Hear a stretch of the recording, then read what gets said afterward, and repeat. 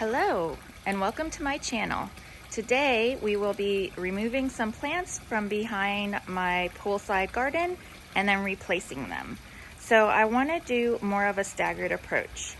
And right now I do have that a little bit, as you can see here on the left, where are the roses and then the butterfly bush in the back. And then I also have the grass, which is a pink muley grass, in the back of this set of roses, which are Italian ice roses, which only get to 2 feet. But these pink muley grasses are not performing the way I want. They keep on flopping over and they are just not reaching the same height as these butterfly bushes. So I have one on the left, I have a new one in the middle, and then I have one here on the right. So the hope is that I will bring some more consistency to the area by having 3 butterfly bushes. So I'll have 3 spaced out, and then I will replace the pink muley grasses with something that's going to stand more upright, which will be the blue Decadence Baptisias. And then so hopefully they will bring the more height to the area, because they're supposed to get around 5 feet. Now this is a different area of my garden, but here I just want to point out I have a pink lemonade baptisia, and this one has been here since around July 4th, somewhere around that time, and it has done wonderfully. So of course it hasn't bloomed because it's a spring blooming plant, but I was able to plant it in the middle of 100-degree day weathers, and it weathered it just fine. I watered it at least 2 or 3 times a week, and it looks beautiful. So I really love the leaves on it. Here they're more of a green blue, and I like that the structure underneath it gives you some room to plant under. So it'll be I guess more like an umbrella plant, where the bottom is clear and then the leaves are at the top. So that's my goal, to get my baptisia in now so that come spring it'll really take off and grow. So now we'll go to the area where we're planting. So now I'm at the planting site, and I just want to give you a close-up of what we're dealing with around this area. So here I do have a bigger rose that I may eventually have to move, but this is the Delish rose. And then I have the Easy So Italian roses here, which these are very easy to take care of. So these are self-cleaning roses, and once it's done blooming, then it'll just simply fall off. So it's really, these are way easier than the traditional roses in that they will just, again, clean themselves. So for example, this one just fell off by itself, which I really like, since you don't have to come in and deadhead all the time. And then again, I had the butterfly bush on the left, which is very tall. It did have a little bit of a tough summer because we had around 65 plus days with no rain. So it took a little bit of a hit, but it's bouncing back and coming back great. And then now we're here in closer to the area, and I do have these stepping stones here because I have 2 dogs that regularly walk through the garden bed. So I also have to make sure to plant plants that will not be poisonous to them, or that I don't think that they will eat. So here's the pink muley grass. So the reason I'm taking it out is that, as you can see, it does get nice and long, and it's beautiful and green. But the problem is that it just is constantly flopping over. So I don't like that, because I wanted more of a taller structure in this area. And here you can see the other one. Again, it's just constantly flopping over. And I did try to put supports around it, but I had minimal success with that. So I am going to remove these 2 grasses and then plant with the baptisia there where the grasses were. And in this way, since they'll be approximately 5 feet tall, then they should come about to the height of this butterfly bush, so that we'll have a little more cohesive height with the plants back here. So with that, I am now going to start planting. Now that I have the hole dug, I will take you quickly through the process. And since you've probably watched the channel before, you probably know, you may have or might already know what I'm going to say. So here I dug the hole. You can see it has clay, sand, and some dirt. And this is because we just had the pool built within the last 2 years. So the soil was brought back in in addition with sand. But clay is what we originally have here in North Texas. So I made sure that the can can fit in the hole. It's around, you know, a little wider than the can. Some people will do twice as wide, but honestly, I mean, I found that my plants have been successful without it. So I just try to make it about 1.5 wide, approximately 2, but I don't make a big deal to make it that wide. So in the hole, I will be adding this biotone. I do find that the roots do grow better if I start with a biotone, and I really like this biotone starter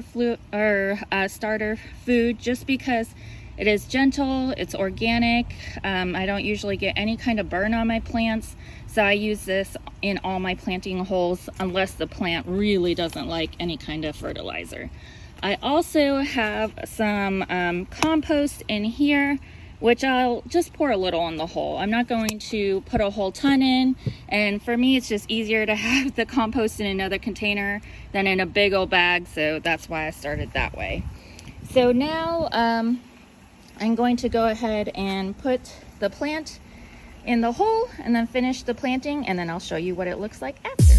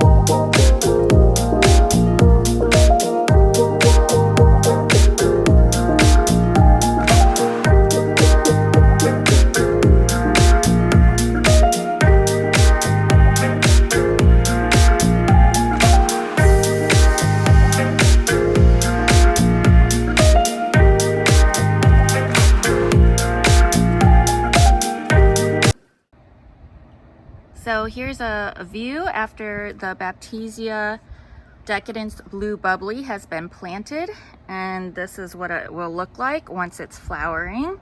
And this is a proven winner's Baptisia, and I'll just show you the specs on the back. So it should get about to 5 feet tall, and then it grows really well in sun, which is what I have here. It's almost full sun. Well, I mean, it's sun from mid-morning until really late at night, and then it grows best in average to poor well-drained soil. So I've had really good luck with the pink lemonade one that I have, and I had planted that in June, and it survived the really hot weather, meaning 100+ degree days, and we had a drought of about 65 days of no rain. So it really did well. So I'm looking forward to having it here. So the reason again I wanted to have it here is because it's going to be 5 feet tall, so it'll about match the size of my butterfly bush here. And then underneath it, it doesn't have any plant or leaves or flowers towards the bottom, so then I can underplant it with other plants. So this here is a perennial. It's the new meant to be raspberry, I believe. And then I have my second butterfly bush here. So I'm wanting it, or hoping it will also grow 5 foot tall. So then I'll just have a line of plants here that will, you know, be cohesive in the height and then bring interest at different times. So this one, the Baptisia, will bring us interest in the spring, and the butterfly bush doesn't flower until later in the summer. So now I have one more to do. I need to remove this pink muhly grass and then also replace it with the Baptisia. So I will do that and then show you a shot after. Here is a finished view after the planting. So now you'll see I have a butterfly bush in the middle that was just planted the end of July, and then 2 Baptisias flanking it. So they should all get around 5 feet tall and cover more of this fence. So they should about match the height of that butterfly bush. So each of the butterfly bushes are Miss Molly by Proven Winners. So I really love the raspberry colors on them, and they bloom in, again, the summer.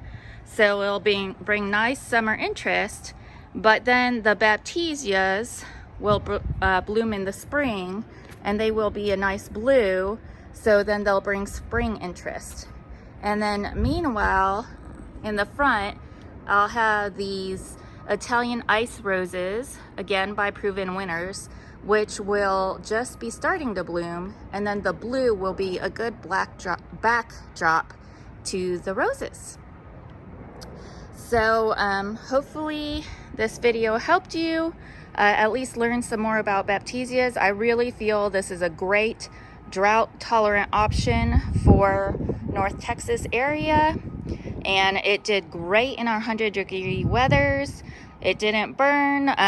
It doesn't need that much water. Again, I highly recommend this plant at this time.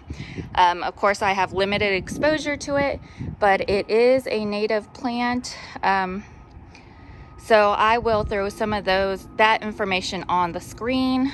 I'm just learning about some of these plants. So I'll show what I've learned from my research. And thank you for joining me today.